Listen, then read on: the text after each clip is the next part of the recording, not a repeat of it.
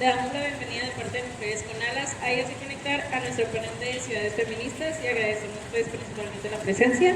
Durante este panel abordaremos miradas diversas de la ciudad y entendemos que las ciudades no son neutrales, sino que se construyen, piensan e imaginan desde diversas perspectivas.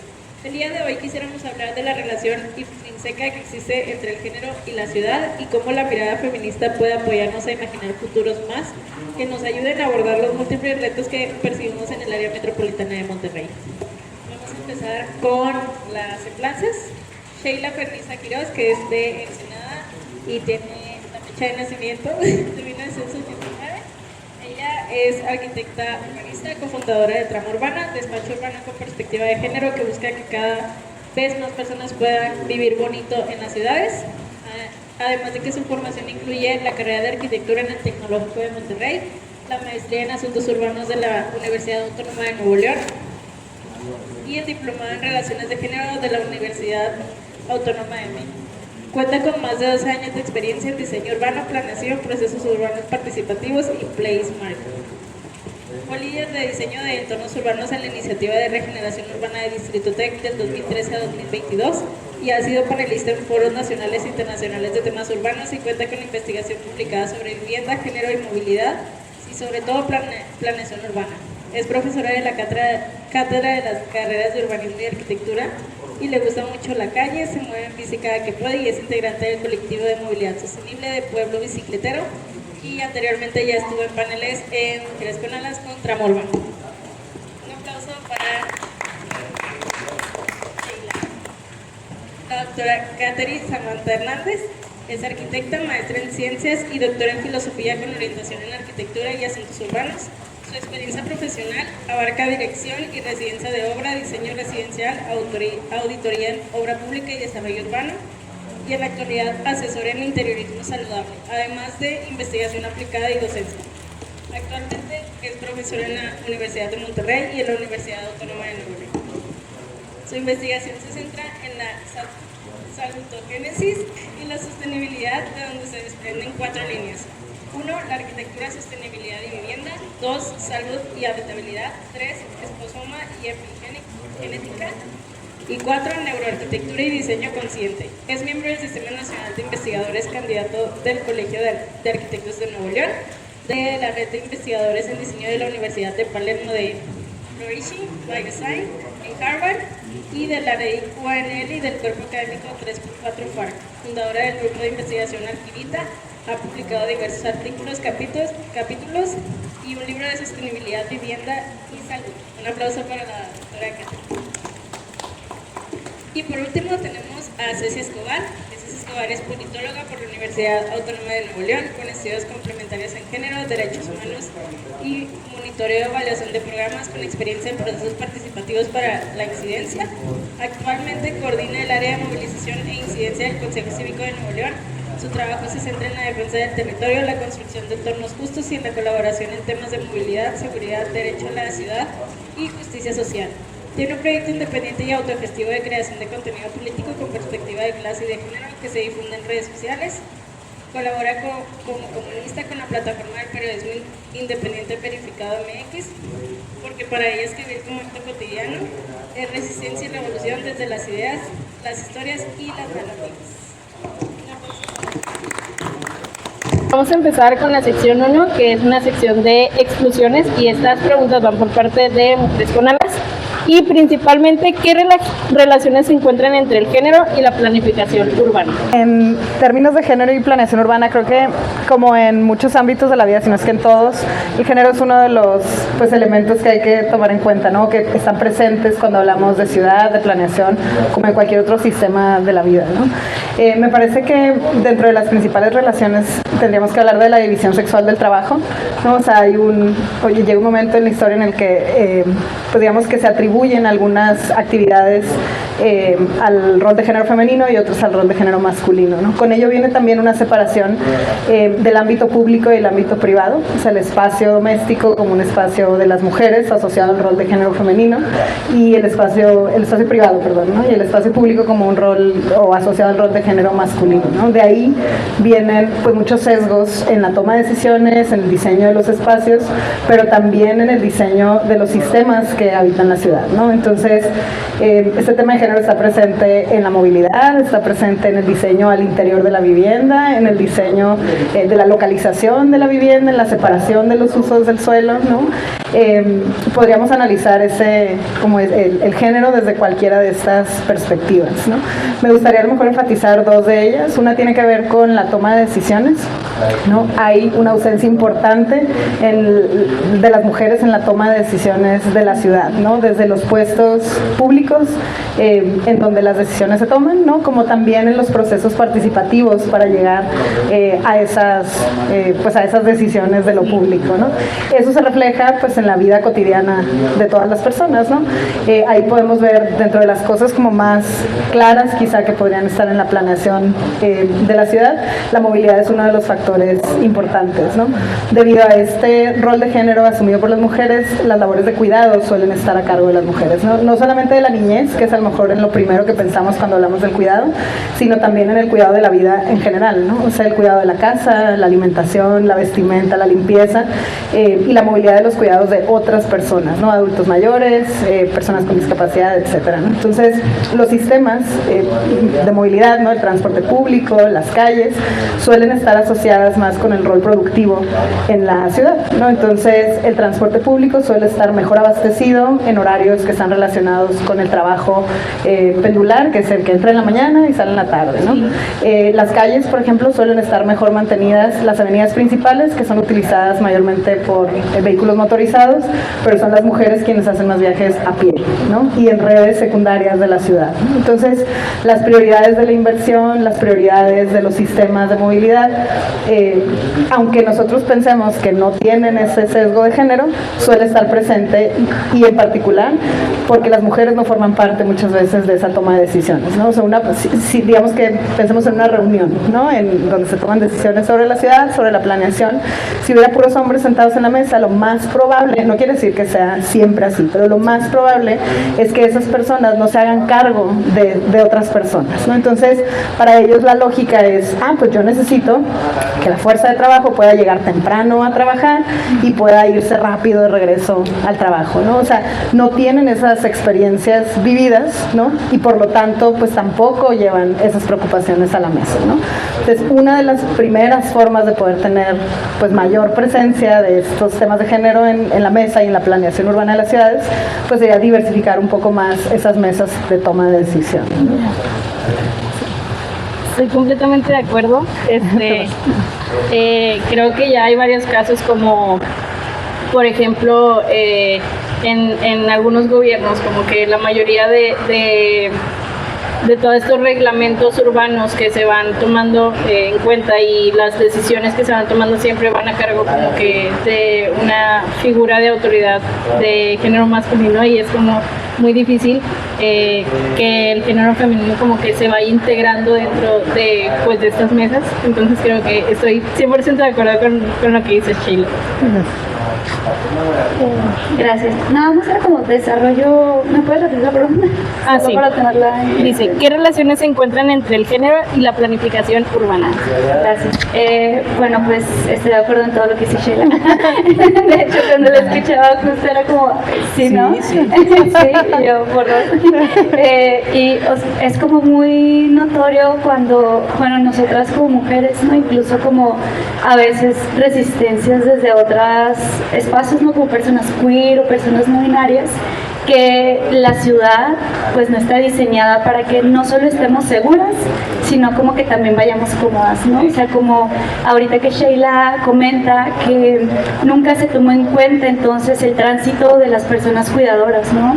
Por eso las calles, además de que no tienen un alumbrado público de calidad que les permita tener seguridad, ni siquiera están construidas para que una persona, una mujer vaya con una carriola, ¿no? O con cosas cargando sin que esto suponga que tenga que estar sorteando retos durante su transitar, ¿no? O que las calles sean lo suficientemente amplias para que entonces cuando haya atención a personas de la tercera edad o con discapacidad que necesiten maniobrar sus sillas de ruedas, sus aparatos, ¿no? O sea, como la ciudad está hecha diseñada y hecha desde una parte muy capitalista, ¿no? O sea, como, y es todo es culpa del capital, se dice, pero justo, ¿no? O sea, como se diseña a partir de la producción, como dice Sheila, y se diseña para que las personas que generan esa producción lo hagan de forma inmediata, ¿no? Ni siquiera cómodo, ni siquiera seguro, ni siquiera tranquilo. Y yo quisiera como agregar otra capa, si pudiera.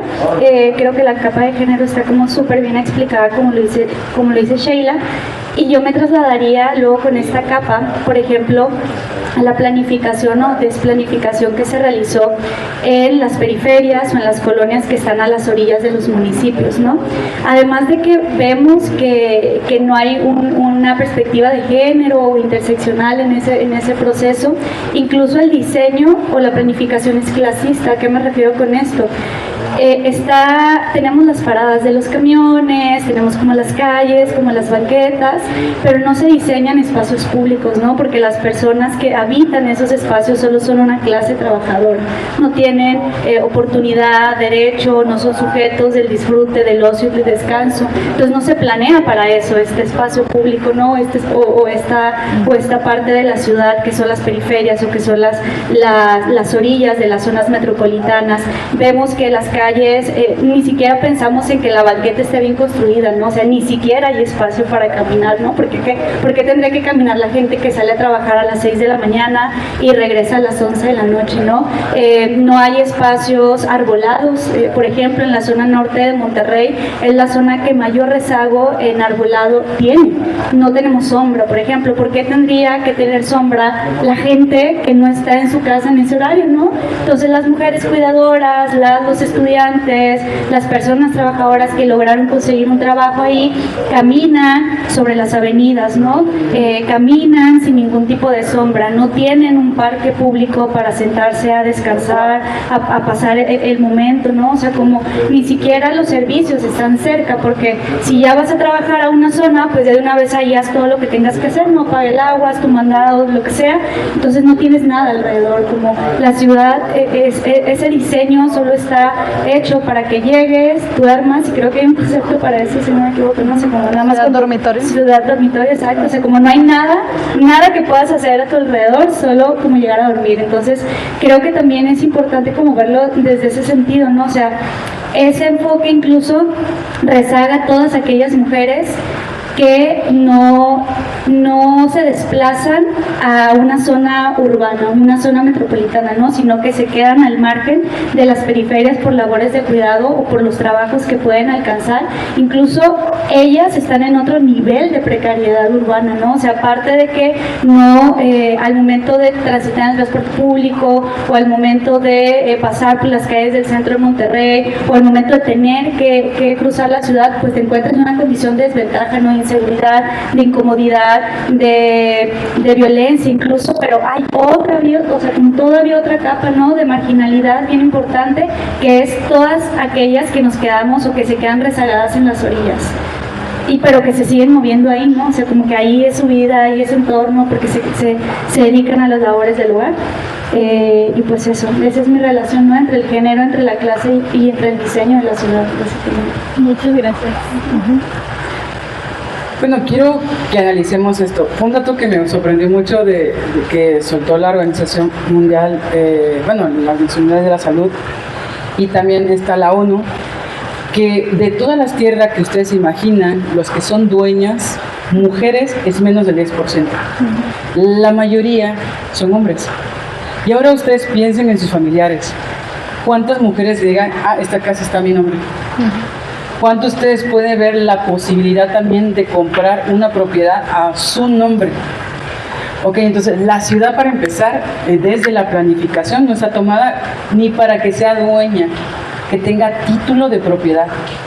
Entonces, eso me fue algo que me sorprendió muchísimo, porque E incluso cuando una mujer tiene una casa, algo tuvo que haber hecho o algo tuvo que dejar para que ella logre tener su propia casa, hay esta estigmatización. Entonces, a una persona que ni se le valida tener títulos de propiedad, porque no estamos ni cercanos a hacer el 50 y 50 en igualdad de oportunidades para adquirir, ¿verdad? Lo que ya mencionaron, realmente no quisiera añadir más a lo que ya añadieron, creo que está muy bien todo lo que dijeron. Y porque de esta parte no solo se trata de, bueno, del centro, hay ciertas personas que van a tener acceso al centro y no, tanto en límite con la cuestión de tener propiedades, comprar propiedades, o también caminar las calles. Y además de eso, las viviendas, porque me gusta mucho el tema de las viviendas, que obviamente no están hechas para que las compremos mujeres, sino familias donde la cabeza de la familia lo compre, no están hechas para las mujeres en general, para gente que trabaja desde casa. Entonces, tenemos que la consolidación de la ciudad no tiene perspectiva de género actualmente. Entonces, si se dan cuenta, el hecho de que busquemos que se nos tome en cuenta a veces es muy difícil. Uno, desde la propiedad, y otro, el más que tener como derecho a la igualdad, es también el derecho como de oportunidades en este caso, el de poder pisar, decir esto es mío, porque no sé si han dado cuenta, imagínense tener un celular prestado siempre, ¿cómo se sentirían? Podrían sentirse cómodas. Ahora, vivir en una casa que no es tuya, por eso también el hecho de la falta de quizás de acceso o de oportunidades, hay muchas personas que se quedan con esposos violentos, en entornos violentos, porque no van a poder conseguir, quizás, ahora estoy aquí porque si no, ¿a dónde me voy? Eso es algo muy importante, porque sí, la calle o la configuración de la ciudad, pero es también cómo me quedo en casa, cómo vivo en casa, cómo vivo la ciudad, cómo vivo los barrios. Incluso, no sé si se han dado cuenta que está de moda ahorita en la construcción de la ciudad, espacios más chiquitos, y cómo estos espacios más pequeños también a quien más afecta somos las mujeres, porque nosotros necesitamos espacios de privacidad para cuidarnos, también para protegernos, sentirnos seguras. Y estos espacios, al igual que la ciudad, de que no hay buena iluminación, ¿quién se va a ver más afectado? Mujeres.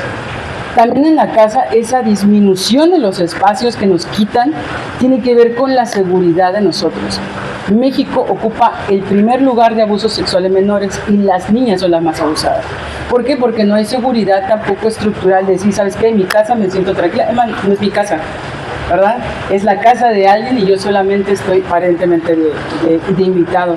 Entonces, yo creo que cuando esta parte de género es importante, pero no solo en igualdad, sino en oportunidades y también el mismo quizás derecho de sentirnos seguros. Yo creo que no sé si han visto algún chavo que diga, no quiero pasar por aquí porque me van a manosear, creo que nadie lo ha escuchado. Creo que es más mujeres que nos sentimos así, y creo que la mayoría de aquí, o no sé si o todas, han tenido algún tocamiento de una persona extraña. Y es, ¿qué tan segura es la ciudad para mí? Desde la seguridad y del hecho de validar, porque si tú hablas de esto en foros y se dan cuenta, somos puras mujeres. ¿Por qué? Porque, es que ellas están haciendo víctima, es que no sé qué. Incluso se nos culpabiliza de sentirnos así, de darnos cuenta de esto. Entonces, para empezar, yo creo que el término no me gusta tanto la cuestión de empoderamiento, sino el término de yo necesito oportunidades. ¿Ok? Las oportunidades que nos vamos a dar, por ejemplo, con sororidad, que es este espacio que tenemos, y lo otro es que nosotros nos sentamos seguras en el lugar donde estamos, en la ciudad donde estamos, en las calles donde camino, que como dicen los demás, pueda yo caminar porque hago actividades de cuidado, y también porque ellos van a hacer actividades de cuidado, no siempre las tengo que hacer yo, ¿verdad? Pero también el hecho de sentir que yo tengo capacidad de poder adquirir una propiedad, de adquirir un pedazo de lugar de esta ciudad, y además yo me voy a sentir tranquila, voy a sentirme segura, y además eso me va a hacer que tenga pertenencia. También tenemos, digamos, derecho a sentirnos que pertenecemos a esta ciudad. Muchas gracias. ¿Tienes una duda? Yo Son comentarios que creo que pueden abonar a esto que están comentando. El primero, cuando mencionabas lo de la tierra, que las mujeres no son dueñas de propiedades, justo pensé que justo estaba pensando que en una clase vimos pueblos indígenas y la razón por la que las mujeres no tenían voz es porque no tenían una tierra, entonces pues para qué ocupaban voz. Y el otro comentario es respecto a esto de vivir la ciudad y cómo nos excluye a las mujeres. Ahorita estoy haciendo una investigación en donde estoy trabajando con mujeres embarazadas y justo un factor muy común que tienen todas ellas es que no tienen una casa propia y por lo tanto pues piden ayuda en otros espacios para no estar en su casa, que no es su casa. Entonces está muy interesante. Sí, muchas gracias. Gracias. Muy bien, vamos a pasar a... ¿tienes una duda? Perdóname. Ay, yo pensé que no lo vi. Qué bueno. Yo quiero un comentario también igual de que se me hizo súper interesante todo lo que comentaron y más en el aspecto de que yo no me había puesto a pensar eso de que literalmente todas las casas que tengo con mi familia son de mi papá. O sea, yo acabo de comprar un depa y está el nombre de mi papá y por qué no de mi mamá, y es como que me encanta eso que despierta como que el cuestionamiento de eso. Y bueno, justo en una clase hoy vimos eso de que venimos como que desde chiquitas nos enseñan como que ese pensamiento de que no, pues si ocupas ayuda en algo, no, pues tu papá que se encargue de eso. Y así, y incluso yo, o sea, con las cosas del internet, así yo le digo, no papá, ayúdame. O así yo solita me estoy quitando como que esa oportunidad de yo aprender algo porque pues así me lo forjaron. Y se me hizo muy interesante, gracias. Gracias. Sí, como último comentario, sí es verdad que muy pocas mujeres tienen tierras. Por ejemplo, en el caso de mi mamá tiene la oportunidad de tener una casa a su nombre, pero sí, conforme fue pasando el tiempo sí, pero es que tú tienes la casa a tu nombre. Y como que era un sentimiento de que, como de culpa hacia ella, de por qué pones la casa a tu nombre si el que lo da es él. Y es como que empiezan como ese tipo de comentarios que a una como mujer es como de, está minimizando el esfuerzo. Ajá, está minimizando el esfuerzo que yo he dado, porque obviamente mi mamá es el amor de mi vida y siempre la voy a ver como la mujer más ejemplar del mundo, y yo he estado con ella en ese proceso. Entonces cuando empiezan a decir como ese tipo de comentarios a las mujeres, es como de, tú no sabes cuánto ella se ha esforzado para tener un pedazo de tierra que a un hombre se lo dan a lo mejor así. Entonces como que ese tipo de comentarios, muchas gracias. Y vamos a pasar a la sección número 2, que es de repercusiones, y esa es la primera pregunta. ¿De qué manera impacta el diseño de la ciudad a poblaciones en situación de vulnerabilidad, sobre todo a mujeres? Muy bien. Bien, creo que podemos partir de esto que están comentando, ¿no? También sería bueno reflexionar que era ilegal que las mujeres tuviéramos propiedad hace 200, 300 años, o sea, depende de qué país voltees a ver, pero Mariana Gabarrot, que es una doctora que ha abordado muchos temas de género y tiene varias publicaciones al respecto, tiene un libro que se llama El ABC de género, ¿no? Y pone el ejemplo de la ventaja que puede tener una persona por haber tenido más años haciendo las cosas, ¿no? O sea, ella pone el ejemplo de una película, ¿no? Imagínate que te van a hacer un examen sobre una película o te van a preguntar sobre una película y hay un hombre o un grupo de hombres que llegó desde el principio de la película y llegó un grupo de mujeres a la última parte, ¿no? A los últimos 20 minutos de la película, y se les evalúa a los dos de forma pareja, ¿no? Entonces, el reconocer que hay inequidades estructurales, históricas, o sea, es decir, no podemos partir de la misma base porque las mujeres traemos desventaja en muchos temas, ¿no? O sea, uno de ellos es el de la propiedad. O sea, no solo es todo lo que ya mencionaron, sino que también llegamos tarde a la película, ¿no? O sea, los hombres siguen acumulando tierras por siglos, ¿no? Sí. También me gustaría ahí hablar sobre diversificar un poco también el concepto de la tenencia, ¿no? O sea, al final de cuentas, tener seguridad en la tenencia de la propiedad es importante, pero no necesariamente ser propietario es la única forma de tener seguridad en la tenencia, ¿no? Hay un gran porcentaje de personas que rentan y es un esquema válido que puede ser seguro para vivir. O sea, puede haber gente que nunca vaya a ser propietaria y no está mal, siempre y cuando tenga una seguridad en la tenencia, ¿no? O sea, es decir, no tenemos una ley inquilinaria en el estado de Nuevo León, no hay leyes inquilinares en el país hasta donde tengo entendido, ¿no? O sea, hoy la renta es un tema pues sujeto a los contratos civiles, ¿no? También Carla Escoffier tiene un libro muy bueno que se llama Derecho a la Vivienda, Derechos Homónimos, en donde analiza cómo es entendido el derecho a la vivienda en el país, ¿no? Entonces ella dice que en ocasiones o cuando se regula, ¿no?, sobre el derecho a la vivienda, a veces se entiende como derecho a la propiedad. Es decir, predomina el derecho a que tú seas dueño de una casa o de un inmueble sobre que tú tengas derecho a tener una vivienda, a tener un hogar, ¿no? Entonces, esas asimetrías también en cómo se aplica la ley, aunque la ley o sea, tenemos como rezagos en las leyes y luego tenemos rezagos en la aplicación de esas leyes, ¿no? Ahí entrando también en otros temas que no son solo el género. El derecho a la vivienda en México también hoy todavía está en la Constitución como un derecho para las familias y no para las personas, ¿no? O sea, está en el mismo artículo que los derechos de las personas, pero en particular ese habla de que toda familia tiene derecho a la vivienda, ¿no? Entonces, ¿cómo garantizas ese derecho, ¿no?, a la escala pues de las personas, de las mujeres en particular, ¿no? Entonces, y por otra parte también es un derecho que en México se ha garantizado por muchos años para las y los trabajadores, ¿no?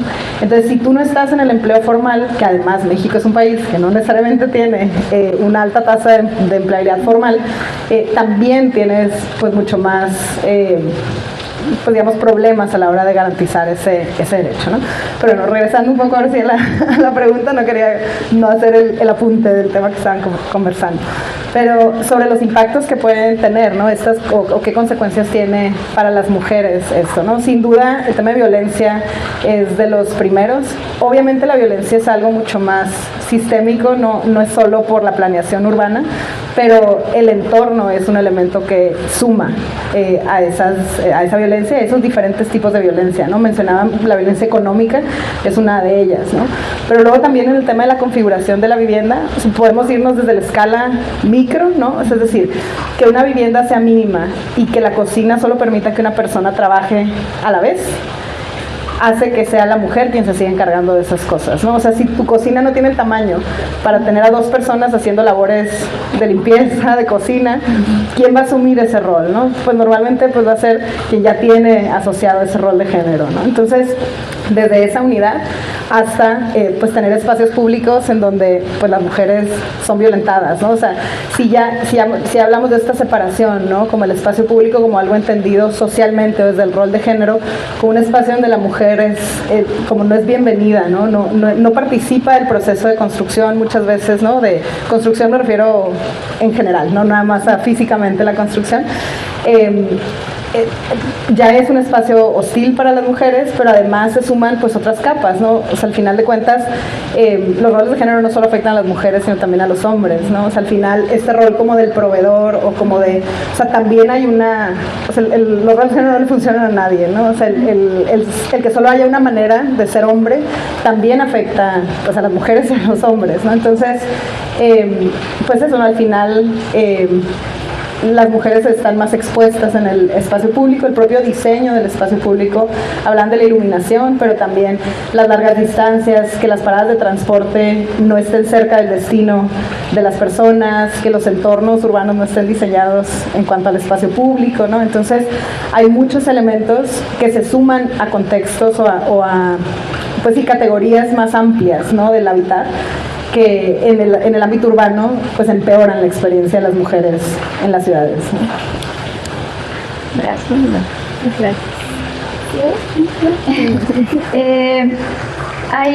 Yo voy a utilizar como 2 ejemplos y 2 poblaciones, ¿no? Como uno van a ser obviamente las mujeres, como en la diversidad, ¿no?, que existe de mujeres, y la otra son las personas adultas, ¿no? Como pues sí, personas adultas mayores, no sé si sea como la forma correcta de llamarles, pero bueno, personas adultas.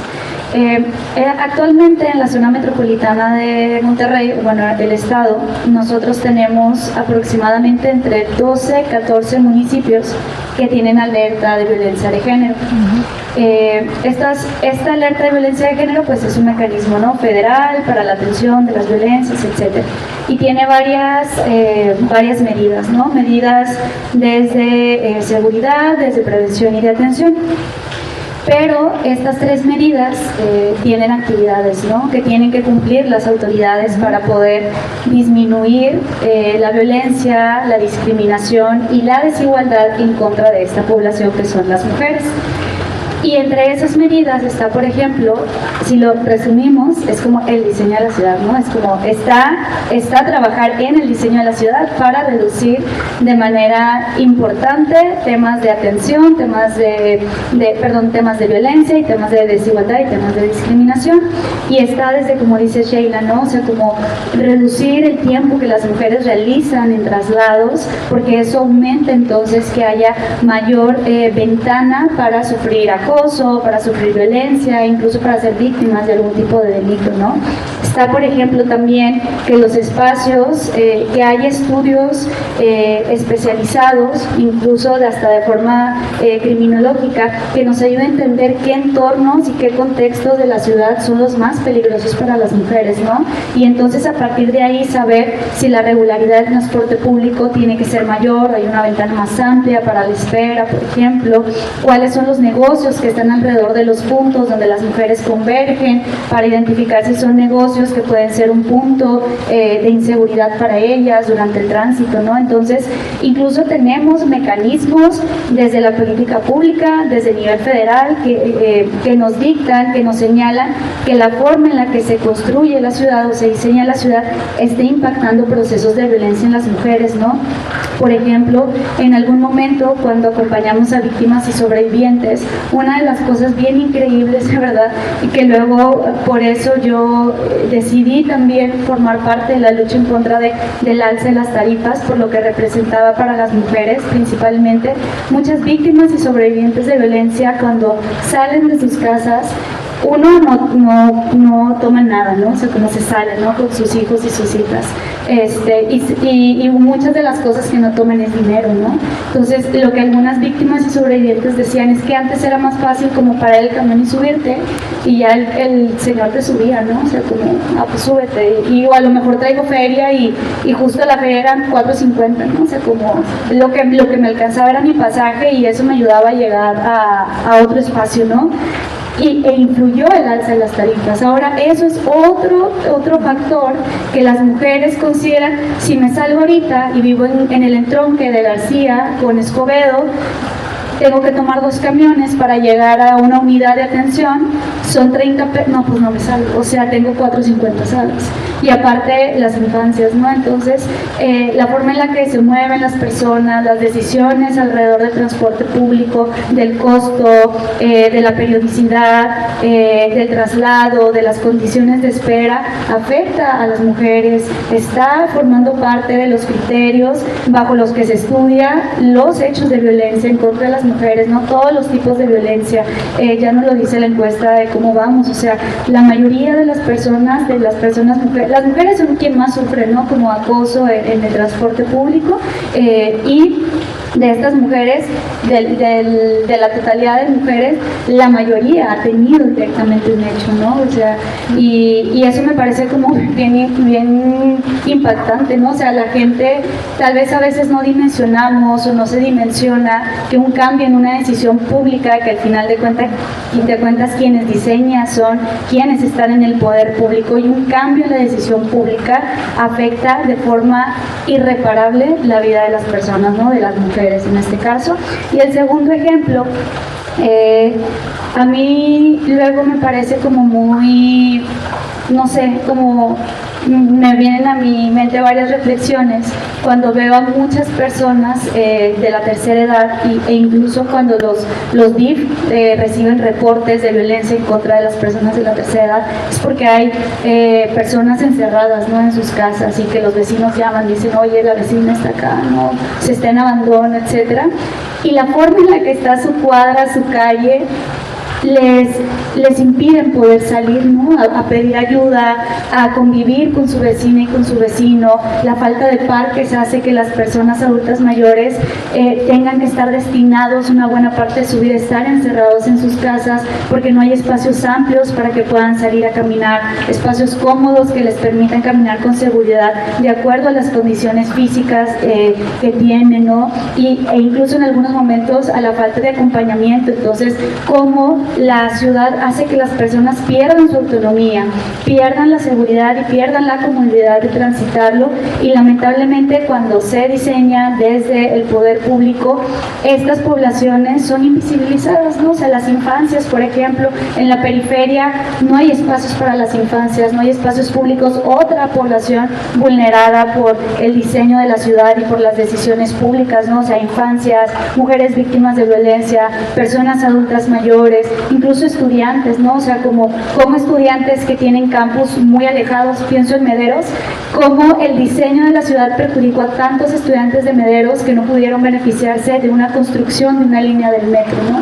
Porque el diseño al final no fue el ideal para el grupo que lo decidió, ¿no? O sea, se cedió un diseño en beneficio de miles de estudiantes de una escuela, de una escuela pública, sí, la UNL, yo soy de ahí, no, y estoy de Mederos, de la UNL, frente a las presiones y frente a las decisiones políticas de otras personas. Entonces, por donde lo veamos, ¿no? Y por las poblaciones que identificamos tenemos ejemplos, ¿verdad? Estos son los que a mí se me vienen a la mente, pero no dudo que haya muchísimos otros que nos ayuden a entender muy visualmente que gracias a todo lo que no se hace es que todas estas personas tenemos que sobrevivir, ¿no? En la ciudad.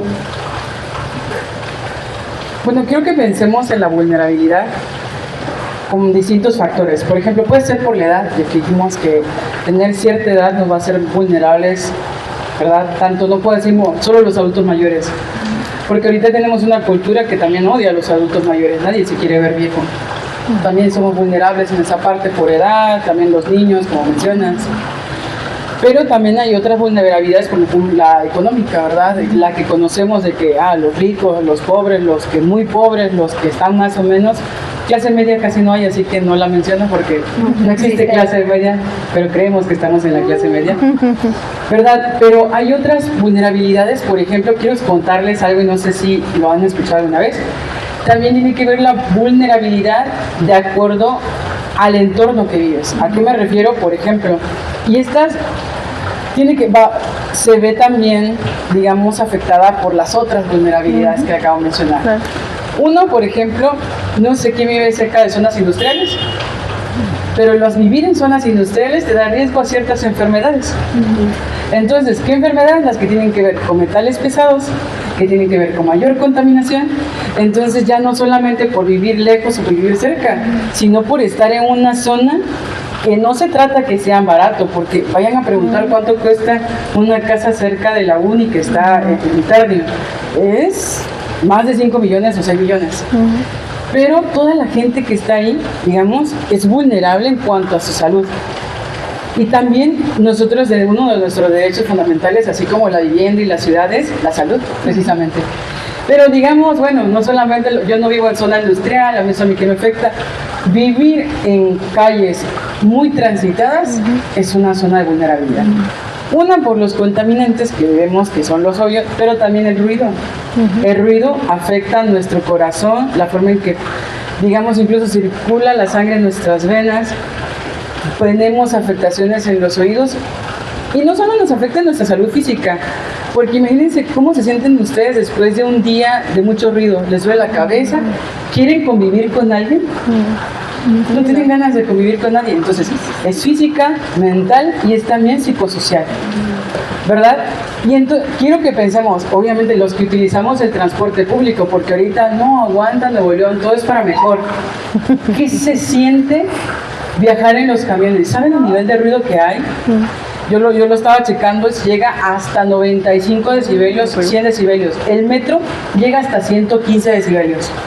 Estamos hablando de que podríamos hasta quedar pérdida total del oído y hablaríamos de una discapacidad que sería otra de la vulnerabilidad, esas capacidades físicas y mentales. Y ahora pensemos en el lugar donde estamos. estamos en un grupo vulnerable, quizás a veces decimos, bueno, el género podría generar una vulnerabilidad, pero también se trata de dónde vivo, también los ingresos, la parte de la edad que tengo y también esta parte de la red de apoyo que tenemos. Y esta red social que se tiene que ver con las personas, mi comunidad, pero también con los miembros de mi familia. Y bien lo mencionabas, no estoy hablando solamente de vivienda para familia, entonces yo que soy sola, que no tengo derecho a hacer nada, a tener nada, ni a caminar por la calle. E incluso, por ejemplo, en pareja, se han visto las banquetas, que a veces cabes y a veces no cabes y te tienes que bajar, entonces no tengo derecho a ir en pareja. O sea, estas cosas de la ciudad nos pone vulnerables, pero en diferentes sentidos. A mí me gusta ver siempre el sentido de salud, porque como esta parte de la vulnerabilidad no solamente es una cosa, es todas las cosas que confluyen en cómo nos sentimos, nuestro nivel de energía, nuestra forma de dormir, cómo esto puede impactar en nuestro entorno, incluso con nuestras ganas de la vida. Porque quiero cerrar con esto, esta parte. Siempre nos dicen el echaleganismo, ¿no? Que a los vulnerables o los que, es que porque no se esfuerzan suficiente, porque no le echan ganas, por ser mujer quieren todo fácil, digo en el caso de las mujeres, o es que esta persona dice, se queja pero no hace nada. Y esto nada más lo que hace es culparnos de un sistema grande que está fallando y decir, si no sobreviviste, no te sientes feliz, es tu culpa. Incluso el psicólogo nos dice eso. No se trata de cómo es el entorno, es cómo lo ves tú. Al final, eres tú quien tienes.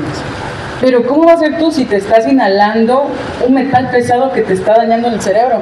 No tiene que ver en la perspectiva de cómo lo ves tú. Tiene que ver con algo global que pensemos. ¿Qué salud o qué espacio tenemos en el entorno? ¿Y qué es la ciudad que queremos dejar y la que queremos vivir? Muchas gracias. Muchas gracias. Un aplauso para esta segunda sección. Y vamos a pasar a la sección número 3, que es la última. Y tenemos una pregunta que es: ¿qué enfoques consideran que son los más adecuados para alcanzar el diseño de las ciudades más justas y con perspectiva de género? Sin duda un enfoque feminista, ¿no? O sea, eso sería lo primero para mí, el tema.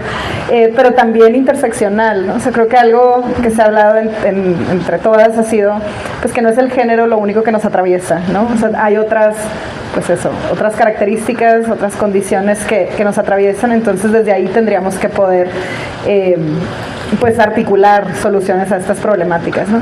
A mí me gustaría hablar en particular de Nuevo León. Veo algunas distinciones, ¿no? Hablamos de temas generales y también de algunos locales, pero yo sí veo que al menos en la sociedad regiomontana hay como esta cultura del trabajo llevada al extremo hace mucho daño también, ¿no? O sea, al final de cuentas, el cuidado es lo que sostiene al capital y eso no se reconoce para empezar, ¿no? O sea, que hay un orgullo como muy grande sobre, pues eso, ¿no? Sobre la industria, sobre el trabajo, el esfuerzo, ¿no? Esta cultura del esfuerzo. Sin embargo, eso también invisibiliza las problemáticas estructurales que afectan a la población, ¿no? Entonces, que un hombre se pueda ir a trabajar todo el día es porque alguien está haciendo el trabajo de cuidados en el hogar, ¿no? O sea, de sus hijos, pero si no hay hijos, de la comida y de la ropa y de la limpieza, ¿no? Entonces, el reconocer que esto, como esta narrativa, pues sí, como del trabajo en Nuevo León, o del capital, o como el progreso muchas veces, se sostiene en este otro trabajo que se considera secundario, me parece fundamental para poder avanzar en la conversación aquí, ¿no? en esta ciudad. También me parece importante que reconozcamos dos cosas, ¿no? O sea, yo recientemente, esta es la reflexión a lo mejor que más me atraviesa en temas de cómo cambiamos las cosas, ¿no? Necesitamos avanzar simultáneamente en facilitar el trabajo asociado al rol de género y permitir que otras posibilidades existan. Es decir, si hoy son las mujeres quienes hacen la mayor parte de los trabajos de cuidados, necesitamos facilitar esos trabajos de cuidados, pero también necesitamos cuidar que no solo se facilite ese trabajo y las mujeres lo sigan haciendo y cargando con un mayor porcentaje, sino que también visibilicemos otras formas de cuidar, ¿no? O sea, cómo los hombres se pueden involucrar, o los que ya se involucran, cómo sumar ese discurso y esa narrativa, ¿no? O sea, me parece que estamos en una etapa compleja, ¿no? De la vida, nos tocó una etapa de transición, ¿no? En donde todavía el rol de género está muy presente, pero también necesitamos empezar a abrir espacios para cambiar esos roles de género, ¿no? O sea, para poder liberar esos roles de género al final de cuentas, ¿no? Entonces, me parece que pues eso, el feminismo y el feminismo interseccional es lo que nos va a poder permitir avanzar un poco hacia allá. Y nada más como tercer punto, me parece importante reconocer que aunque como que en la planeación top-down, ¿no? O sea, como desde las estructuras del Estado y desde muchas veces el sector privado, que es el que diseña mucha de nuestra ciudad, ¿no? El desarrollo inmobiliario, o sea, no hay proyecto urbano desde los gobiernos estatales y municipales, ¿no?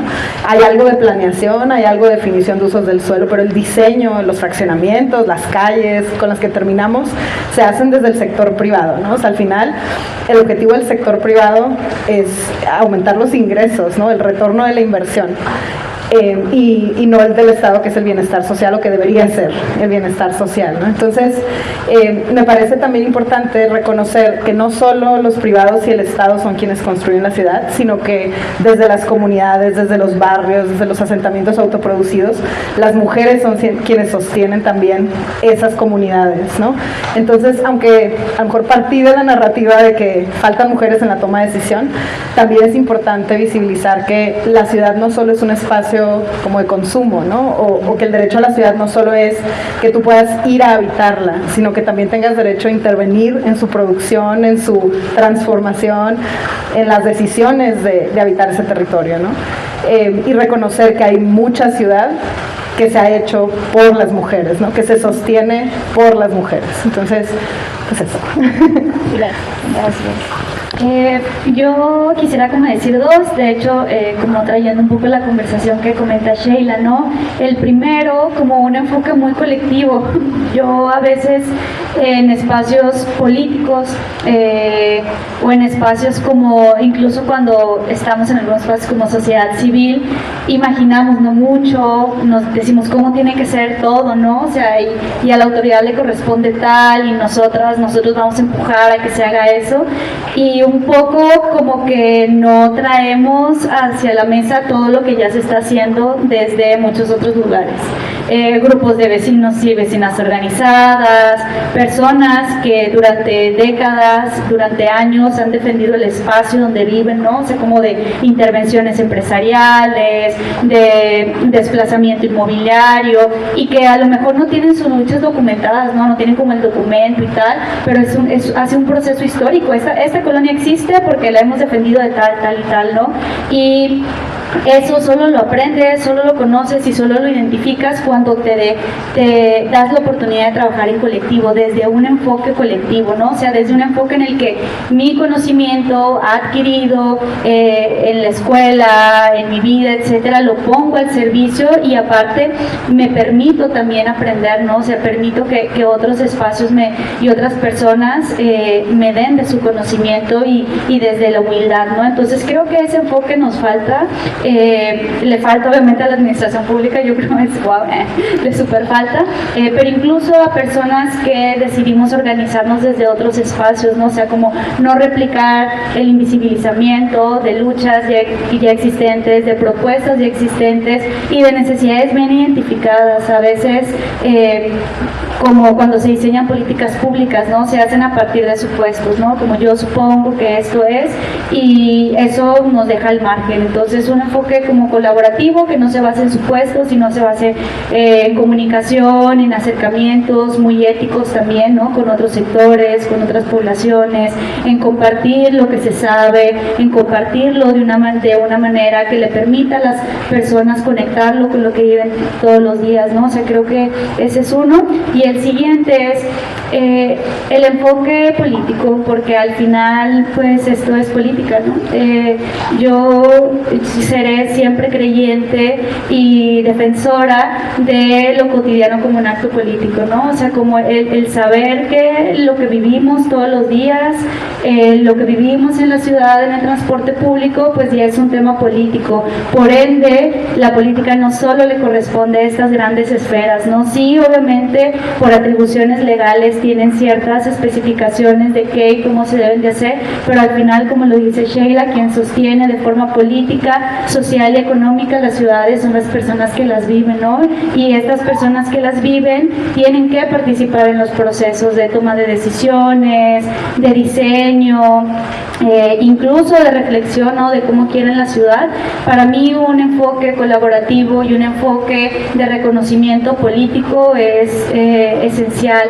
A veces, por ejemplo, cuando hablamos de político pues nos da miedo, ¿no? Y aquí nos imaginamos imagínense al político de su preferencia, pero eso no es, o a su política de preferencia, ¿no? A quien ustedes y eso nos da un poco de miedo, ¿no? Nos da un poco de miedo vernos de esa forma, o tomar la política de esa forma, o pensar que si estamos en la política nos vemos así, pero eso nos ha rezagado mucho. Entonces, verlo desde el enfoque político, desde el enfoque colectivo y colaborativo, nos va a permitir entender muchas cosas, nos va a permitir avanzar incluso en espacios en donde antes no podíamos incluso ser representadas, ¿no? Ser escuchadas, y si esos espacios no existen, verlos desde un enfoque colaborativo y político nos empuja a hacerlos, ¿no? A decir como, no manches, pues yo lo puedo hacer, ¿no? O sea, como, y tú también puedes, no manches, y tú es más y nosotras, y mejor que muchos otros lugares, ¿no? Y que muchas otras personas con otros tipos de conocimientos que se alejan muchísimo a las realidades. Entonces, además del enfoque interseccional, ¿no? Que es importantísimo porque nos permite entender todas las características de vulnerabilidad que podamos tener, verlo desde un enfoque colaborativo y desde un enfoque de reconocimiento político, como lo que hacemos es político, pues es bien importante para mí.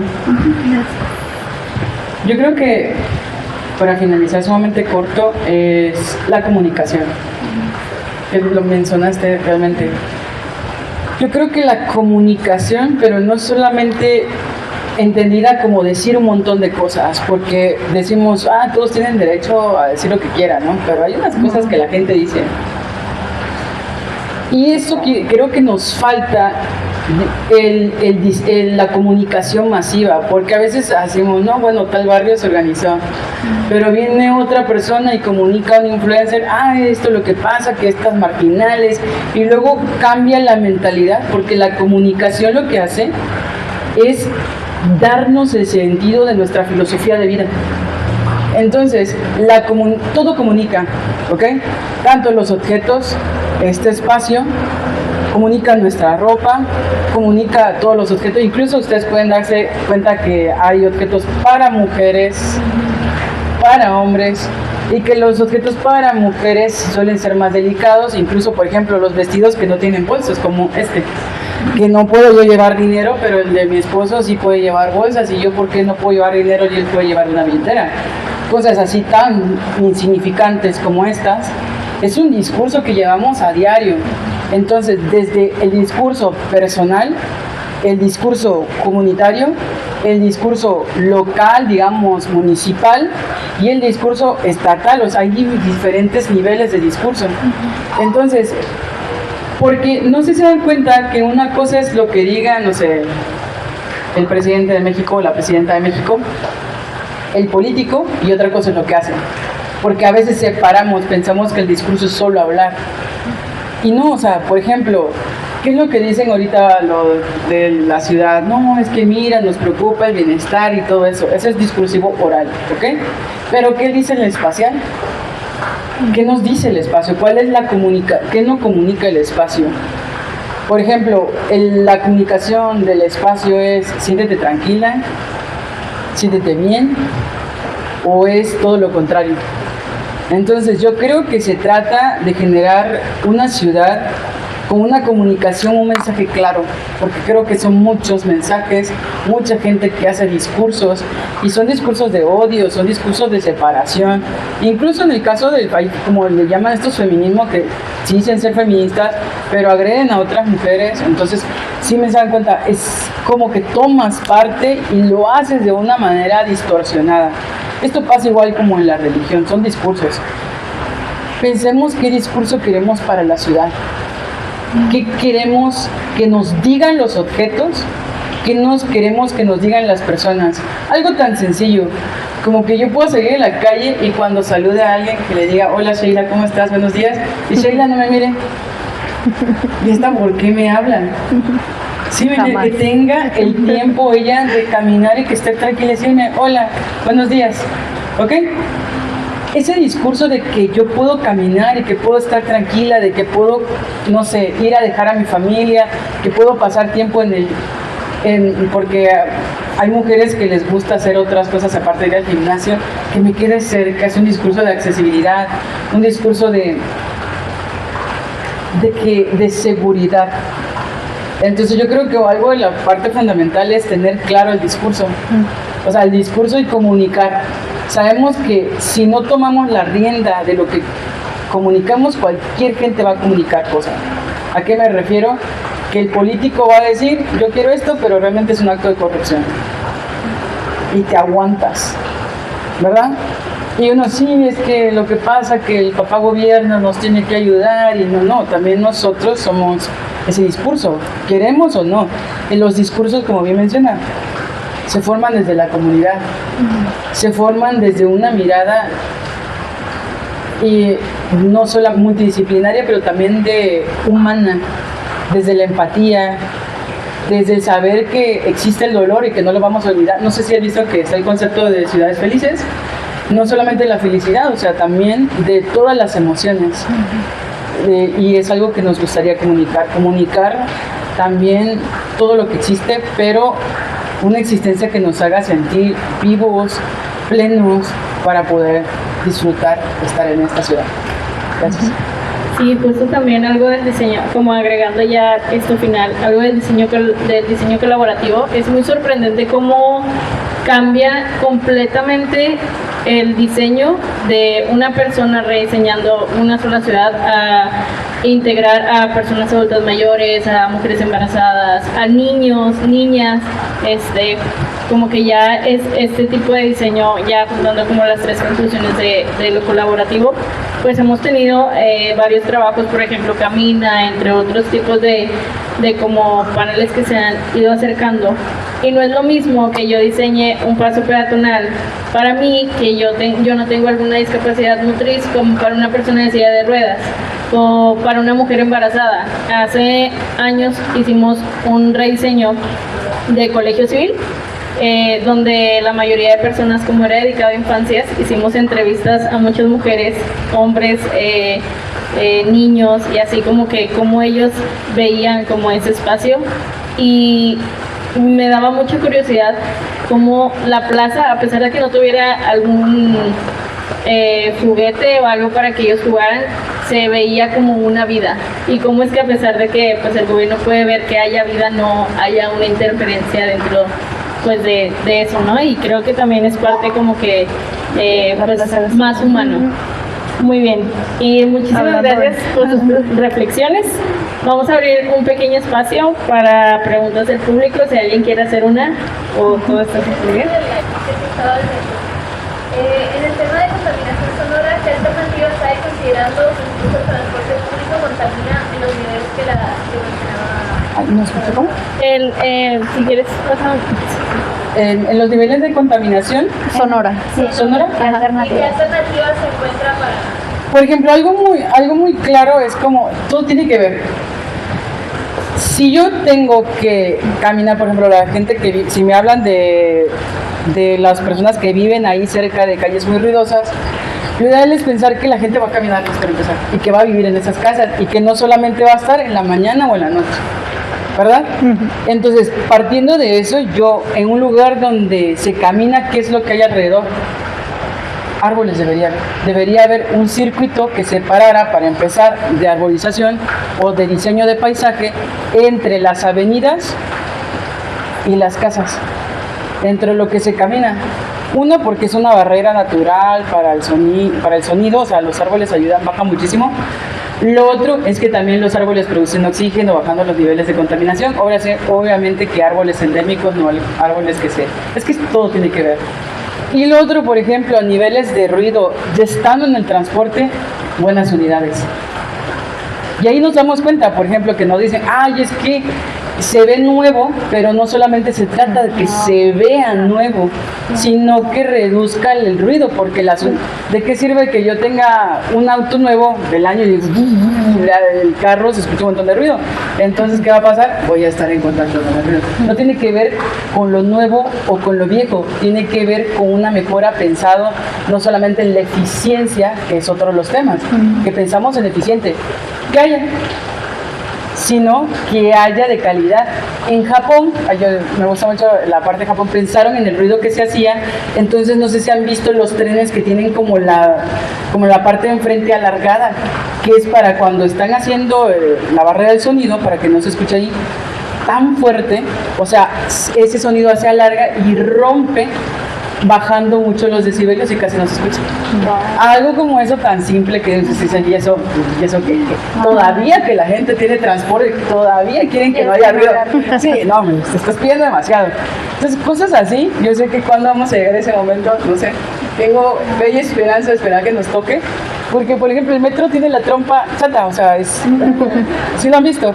Entonces lo que hace es más cuando pasa sobre el camino, genera más barrera con el aire, entonces suena más fuerte, y cuando entra es cuando sube a 115, porque cuando está afuera está entre 95, que es mucho todavía, pero cuando entra se sube hasta 115 por esto, sí. Entonces sí es muy importante estas cosas de diseño, que tú dices, bueno, ¿y qué pasó ahí? Eso. Quiero comentar un par de cosas también. Complementando un poco con eso, me gustaría hablar de dos cosas. Uno, la velocidad, y otra, un proyecto de referencia que tomó en cuenta el tema del ruido, ¿no? En el tema de la velocidad, una parte importante del ruido que genera no solo el transporte público, sino también los vehículos motorizados, es la velocidad a la que van. O sea, a mayor velocidad tienes mayor ruido, ¿no? O sea, como el ruido que hacen las llantas contra el pavimento, los frenones, pitar, veníamos hablando hace rato de gente que pita, ¿no? Pero me parece que el pacificar el tránsito, o sea, es decir, hoy ya la ley de movilidad y seguridad vial a nivel nacional nos habla de límites de 50 kilómetros por hora dentro de las ciudades. Constitución y Morones Prieto, la mayor parte de las avenidas están en máximo 50 kilómetros por hora. Yo preguntaría, ¿quién va a 50 kilómetros por hora en esas calles? El diseño vial no está.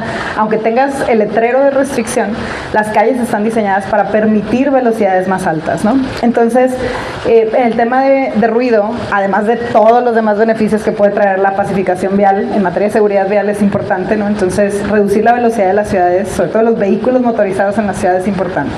Y el segundo ejemplo que pondría es el de las supermanzanas en Barcelona, ¿no? No necesitamos carros pasando por todas las calles, ¿no? Uno de los argumentos de Barcelona para hacer las supermanzanas fue precisamente que la ciudad tenía altos niveles de ruido, ¿no? Además de la renaturalización, del aumento del espacio público para las personas, el reducir la exposición al ruido, o sea, con eso ya lograrías pues que un porcentaje importante de las calles no tengan ni siquiera el flujo vehicular como para generar ese ruido, ¿no? Entonces, a lo mejor también el entender la ciudad como un entramado, como una red, en donde habrá calles más ruidosas, pero la mayor parte de la red no va a ser con eso, o no va a tener sus niveles de ruido, es importante, ¿no? O sea, pensar en diferentes estrategias para diferentes calles, ¿no? Para diferentes zonas, creo que es importante.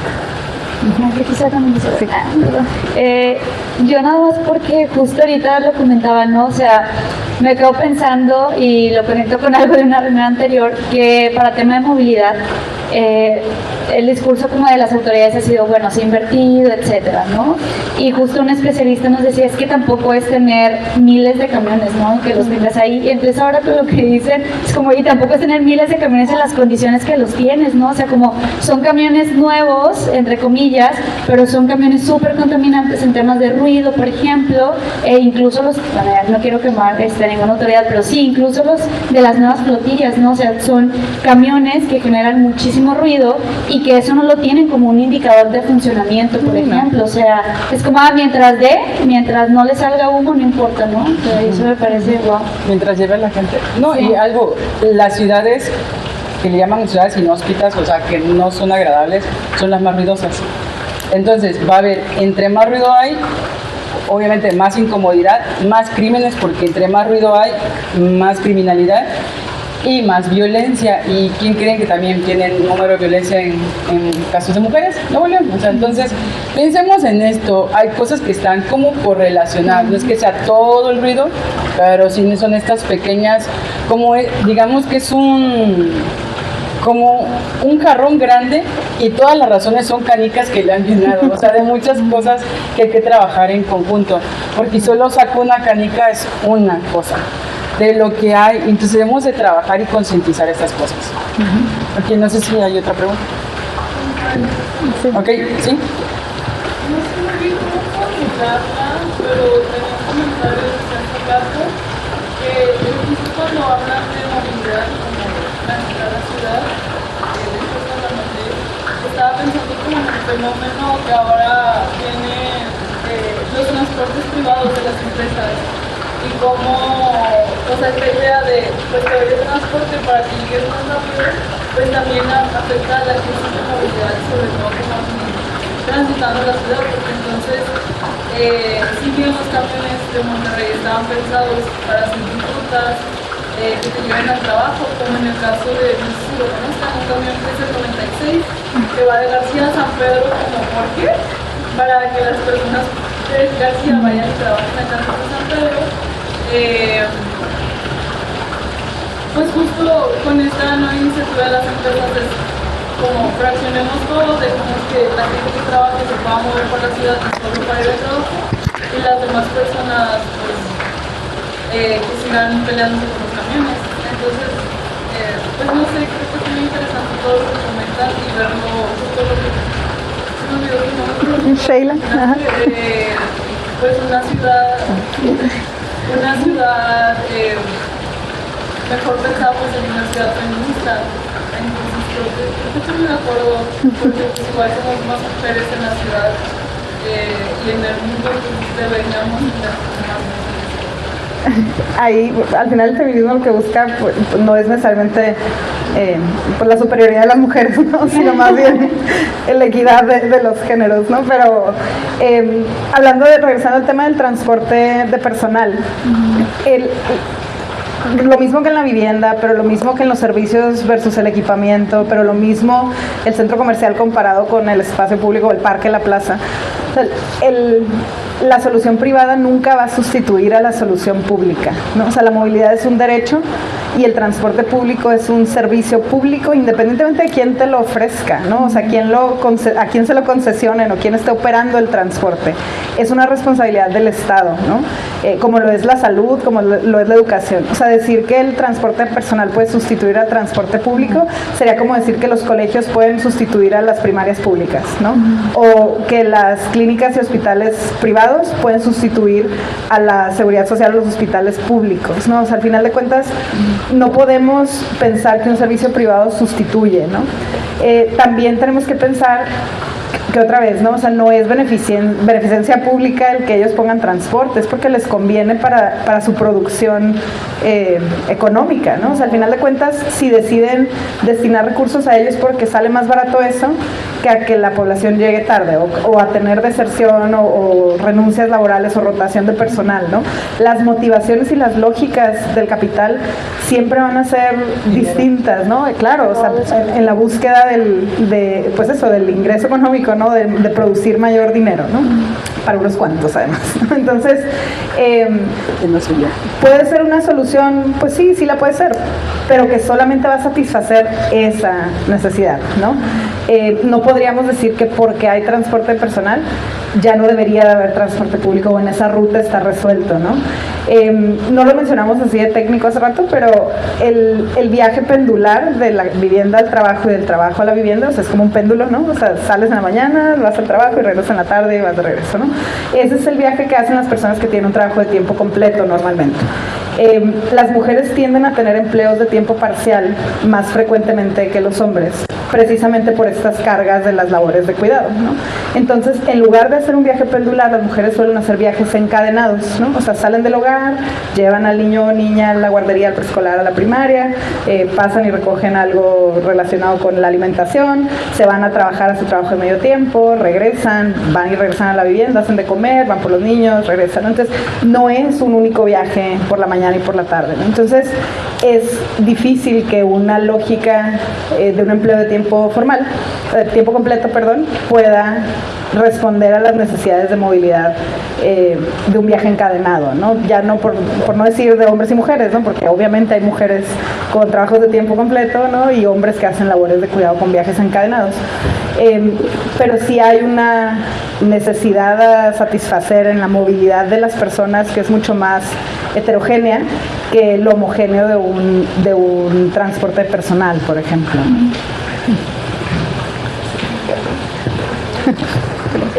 Ya traes ahí el Muchas gracias pues por las preguntas y a las ponentes por su tiempo. Vamos a dar por concluida esta sesión. Y sobre todo a los asistentes por su presencia, y asimismo nos gustaría compartir con mucho orgullo que con este evento damos concluida la gestión del 2025 de Mujeres con Alas. Muy bien, felicidades. Y pues como agradecimiento vamos a pasar a darles unos reconocimientos a las ponentes. A Cecia, muchas gracias por su participación. A la doctora Catherine y a Sheila. Ay, gracias. Ves si te dijeron doctora, la única doctora del panel. Gracias a todos los asistentes, tanto en línea como presencial. Y pues finalmente un aplauso a las ponentes por esta bella sesión. Gracias. Gracias.